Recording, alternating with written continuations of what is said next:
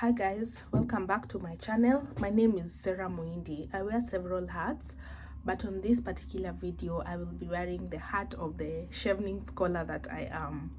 So today I'll be doing a video on how to request for reference letters or recommendation letters.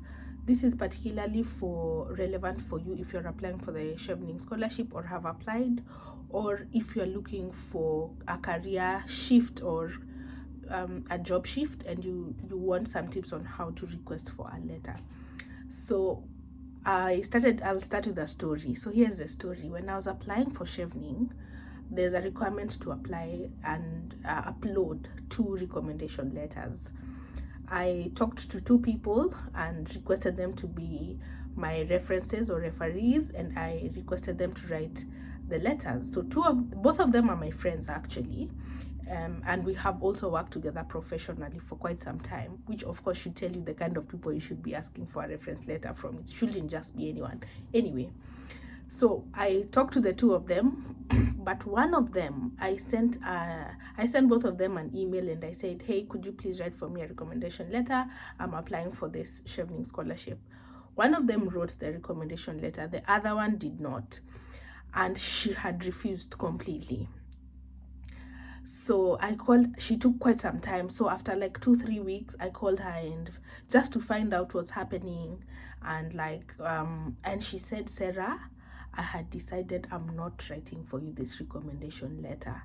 I said, what?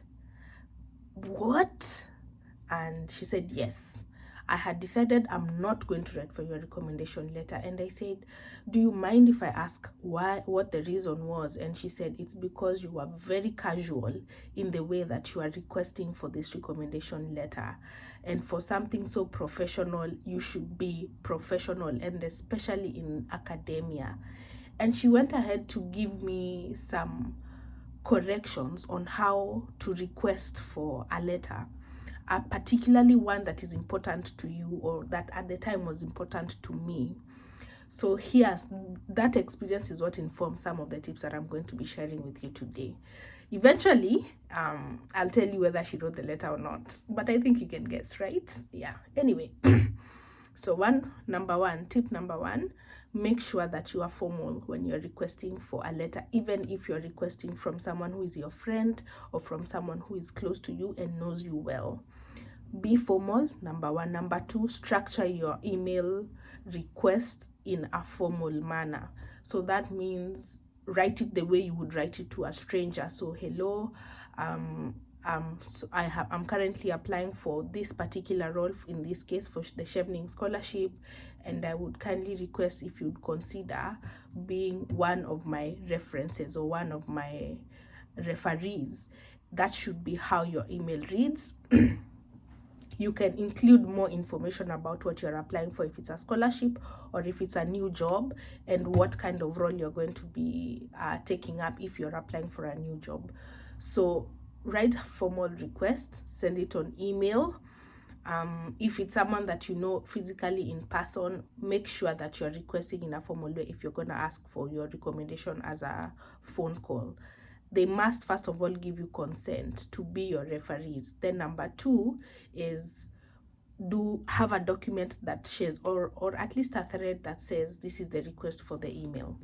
So I'm going to tell you now how you structure, or how ideally a recommendation or referral letter should be structured based on the ones that were written for me. So tip number one, that recommendation letter should have a letterhead, and it should have the letterhead of the person, the organization where the person that is writing for you your recommendation letter works. So it should have a letterhead, and of course it should have the date and address information of your referee, the person that's writing your recommendation, and it should have a salutation, of course. So one of the things that the letter should write about is how your referee knows you. For example, if they have worked with you before. For me, one of my referees was my lecturer, so they spoke about their interaction with me as a student and some of the qualities that I exhibited as a student.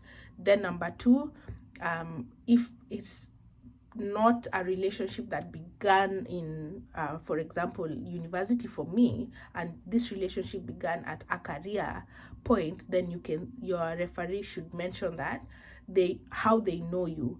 Either they know you as a psychologist, or they know you as a practicing therapist, or they knew you as a student. That relationship should be clearly established. I'm sorry, guys. That relationship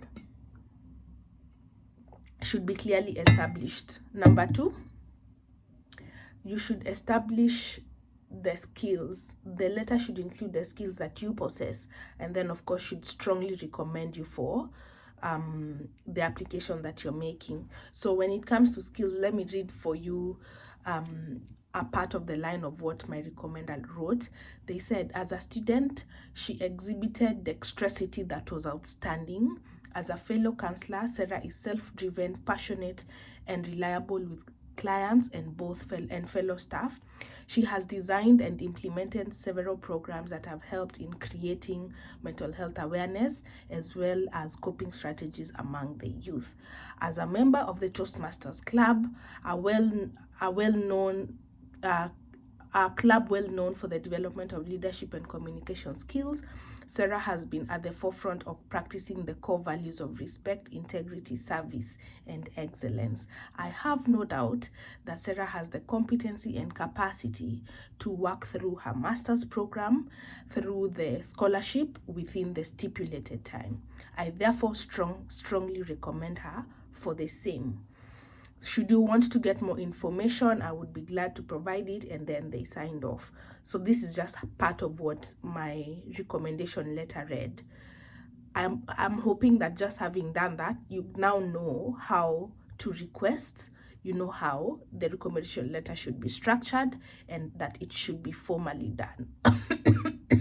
I'll probably do another video, because how much I have coughed here, I feel like I've digressed.